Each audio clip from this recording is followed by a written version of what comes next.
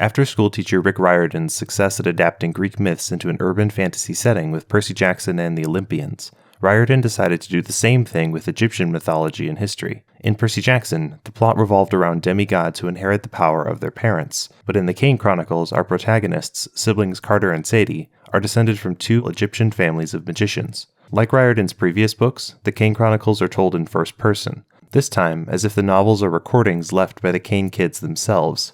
After their mom died, Sadie went to live with her grandparents in London, while Carter tagged along with his Egyptologist dad, Julius. But Julius allegedly wants to bring his dead wife back from the dead, so he tries to make a deal with Osiris, the god of the dead, inadvertently becoming the host for the god's spirit, bringing the god of chaos Set along with him, and kind of blowing up the Rosetta Stone, an undertaking that attracts both the magic police and the actual police. Along with Osiris and Set, the gods Horus, Isis, and Nephthys are released as well, who are collectively the 5 children of the earth and sky gods. Egyptian gods kind of suck compared to the Greek ones in the Riordan verse, and they can't escape the magical underlayer of reality, the duat, without attaching themselves to mortal hosts.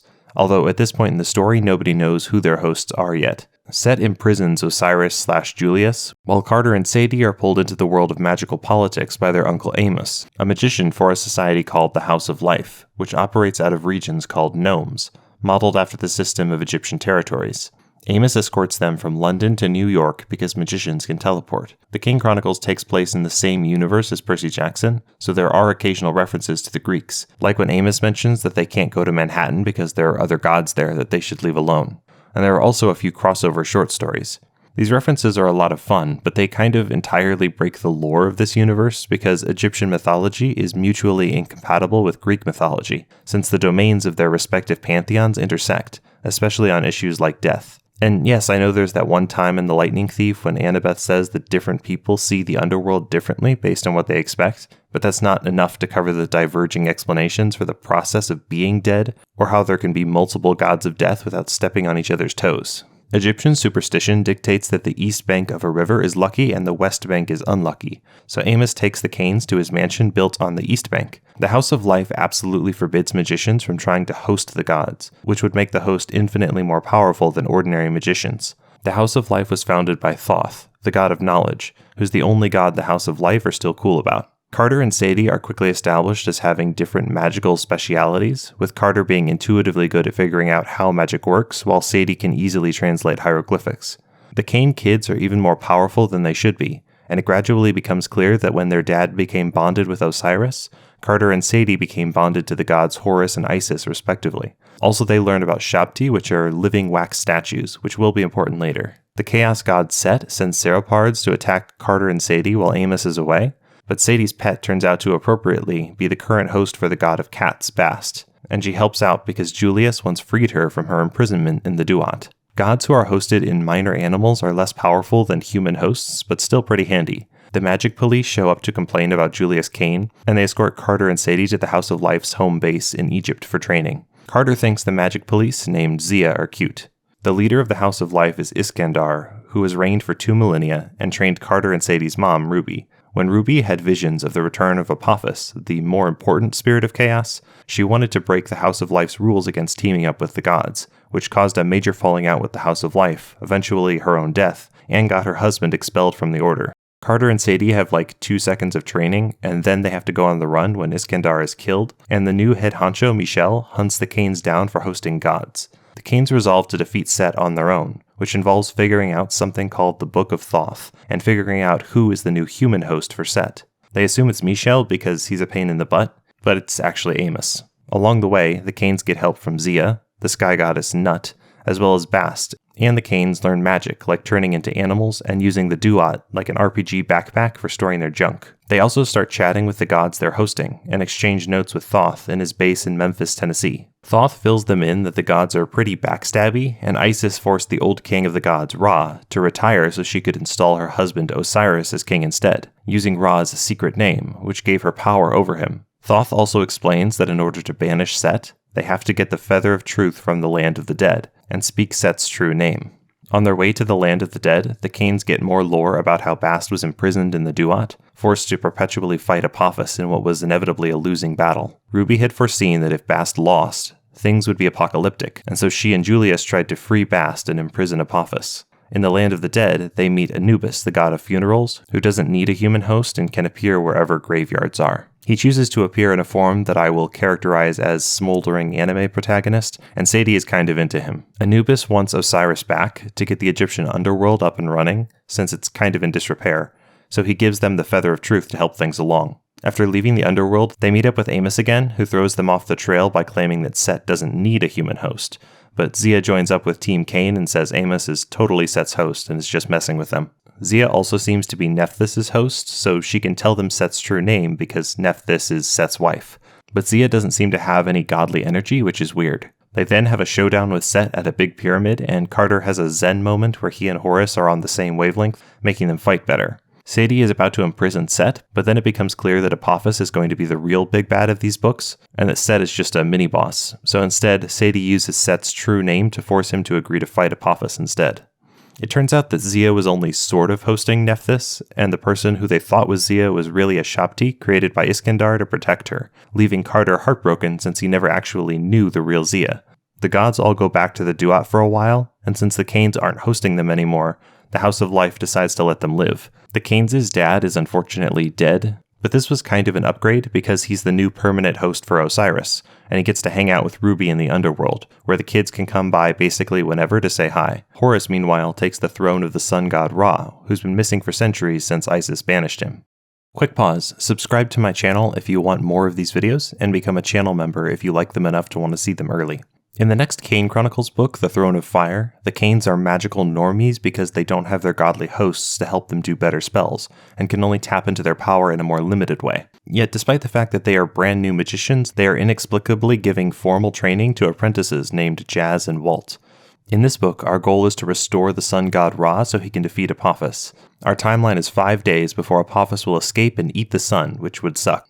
In our last installment, the MacGuffin was the Book of Thoth, and this time we're finding 3 scrolls that will hopefully allow the Kanes to restore Ra. Ra was kind of so-so as king, and returning him to power isn't to everyone's liking, so Horus warns Carter that other gods might try to stop them. While crashing a wedding, the Kanes grab their first scroll at the Brooklyn Museum. Sadie's soul wanders through the Duat while she sleeps that night, and she spies on the House of Life, where an Apophis-possessed guy named Vladimir is trying to do the Grima Wormtongue thing and make Michel attack the Kanes. Sadie fills everyone in on her dream, including the newly god-free Amos. Then she heads off to London to meet up with her friends for her birthday party. Unfortunately, Sadie's grandma and grandpa are possessed by some minor gods who try to test Sadie to see if she's actually a good magician or not. Sadie hides out with Anubis, who spoils that the next scroll of Ra is being held by Vladimir, but Anubis won't interfere in the fighting part directly. But Bast sends help in the form of the god of dwarves, named Bes, who is ugly enough to drive people away just by making them look at him. Carter shows up to help after it's all over, but he is able to join Sadie on a trip to Russia to find Vladimir's scroll of Ra. Vladimir is trying to trap Set in a jar, and the Kanes release him. They then trade back Set's secret name, forgetting how to pronounce it, in exchange for the location of the next Ra scroll, which turns out to be in Zia's hometown. Carter rescues real Zia from a magical sleep, which goes terribly because the real Zia has no memories of the Shapti clone's adventures. Meanwhile, Walt and Sadie find the third scroll, and Walt reveals that he has this King Tut curse thing going on, where, like King Tutankhamun, Walt is going to die prematurely, so even though he wants to date Sadie, he thinks he probably shouldn't since he's gonna die. Next, the Kanes fight the House of Life again and kind of abduct Zia. Zia is convinced to help Team Kane, and she leaves with Walt to defend home base, while Carter, Sadie, and Bess go to wake Ra. They take a magical boat through the Duat and find Ra in a nursing home for lame has-been Egyptian gods called the Fourth House of Night, staffed by hippo god Tuaret. Tuaret wants to help, but unfortunately she's straight up misplaced Ra because the Egyptians have so many gods she has to keep track of. The Kanes track Ra down with one of their scrolls, but he's basically an invalid who gibbers barely discernible plot spoilers. Carter and Sadie hope to restore Ra by traversing the other houses of night, which are the traditional places Ra visits before starting a new day. Unfortunately, the right timing is required to get through the houses, and they took too long finding Ra in the 4th house. Since they're in town anyway, the Kanes visit their dad again, who resides in the 7th house, which is Paradise. While there, they decide to play board games with the god of the moon Khonsu, who can wager extra time to get them through the houses. Unfortunately, they in turn wager parts of their souls, and Bess loses his. The Kanes kind of restore Ra, but he's still too out of it to help much. Plus Vladimir and Michel show up to be a pain, and Apophis escapes from his eternal prison. Michel has a change of heart and breaks free of Vladimir's influence, sacrificing himself so that Apophis, the big snack, is relocated further into the Duat to delay everyone's problems until the next book. Amos becomes the new leader of the House of Life, and the Kanes convince some of the magicians to embrace the path of channeling the gods. In the Serpent's shadow, we have to wrap things up by defeating Apophis again, who's been destroying copies of the Book of Overcoming Apophis for what I hope are obvious reasons. The story kicks off when we visit the latest of these attacks at a magician party in the Dallas Museum of Art, where Carter and Sadie and their sidekicks fight the forces of evil. Every one of these books has a dramatic timetable of a few days before the world ends or whatever, but each book takes place multiple months apart, leaving me to wonder if the Kanes are just the world's most irresponsible procrastinators. At the museum, to repel Apophis, Sadie tries to invoke the spirit of order, which nearly kills her and doesn't really work. Back at their base in New York, they're introduced to the lore around shadows, which are considered part of the Egyptian soul, like the secret name is. And like secret names, gods and monsters apparently have shadow parts of their soul too, even Apophis. Carter and Sadie are working more closely with Horus and Isis this book, and by the end, they will be full-on hosts again, merging into one person each, a merger several other characters are also going to make in this installment. Horus helps connect the dots for Carter on how they might banish Apophis using his shadow. Horus is also way better written in this book than in the first two, and a lot funnier, like almost all the characters really. Sadie, meanwhile, is whinging to the reader about the two boys she's into, one who's still terminally ill and one who's a god who she consequently can't make out with. Oh wow, I wonder how they will solve this tragic love triangle. Yep, Walt is just going to host Anubis, so they're basically one person, curing his deadly illness. Anubis helpfully explains that the soul's shadow acts as a backup of the other parts of the soul, which is why hurting Apophis' shadow would be so effective, but it also hints that the dwarf god Bes will be able to be revived later in the book. Carter tries to convince Thoth to help with the whole shadow thing, but directly talking about the shadow souls of gods is a big no-no, and the gods already think Thoth is, in his words, a sellout for how much stuff he tells mortals. And, even to defeat Apophis, the gods aren't too keen on sharing the details about something that could be turned against them down the line. Luckily, there's an evil dead magician named Setne who figured all this stuff out, and he agrees to help, in exchange for Sadie telling her dad not to annihilate him for being evil. Amos, meanwhile, is planning to, intentionally this time, become a host for Set to help fight Apophis, and Zia is preparing to host Ra, which causes him to stop being brain-addled and lets Zia develop fiery new powers. Zia also seems to be inexplicably into Carter now, despite the fact that he originally only fell in love with a statue of her. As Zia becomes a host of Ra, she and Ra step aside and let Horus/Carter become the new king of the gods, and Carter is given Ra's symbols of power. After putting down an insurrection at the House of Life with all of their godly backup, and giving Sadie the chance to invoke the Order spell correctly this time, as well as convincing everyone to be cool about Amos hosting the god of evil, the Kanes then, finally, banish Apophis into the Duat, using his shadow. As everything wraps up, Carter and Zia get together, and Sadie decides to embrace dating Walt/Anubis. Although the third book has a lot of relationship drama, I think the overall writing quality jumps up a lot in The Serpent's Shadow. Things improve so much in the third one that it kind of makes the first two books look bad by comparison, and overall gets a lot closer to the heights of the original Percy Jackson books, though still pretty far off.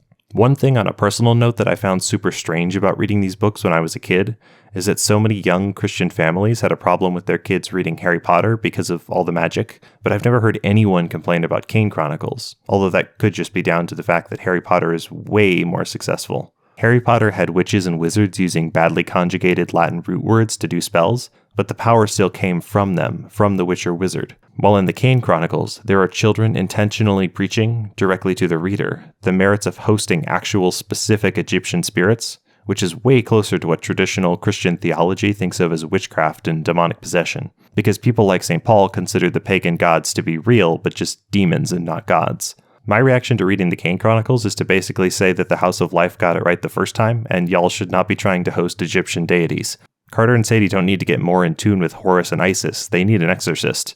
Thanks for following me on that tangent, and thanks for watching. See you in the next one.